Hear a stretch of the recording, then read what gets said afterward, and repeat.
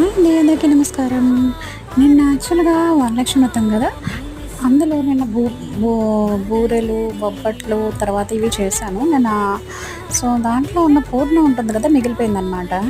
So, మళ్ళా ఇవాళ గారెల పిండి మళ్ళా ఇచ్చేసి నానబెట్టి మళ్ళా పూర్లవి, గారెలు వేశాను.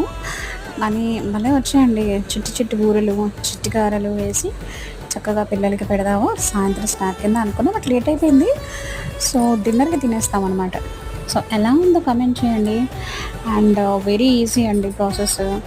Okay. And yeah! That's it. ఏం చేస్తున్నారు? ఈవినింగ్ రక్షాబంధన్ ఒకటి కదా! So, what are your specials? అవి చిట్టి బూరెలంటారు వాటిని. చిన్న చిన్నగా పిండిని ఇచ్చేసి కొంచెం చేయి తడుపుకొని చిట్టి బూరెలు వేశాను. చాలా బా వచ్చాయండి. ట్రై చేయండి.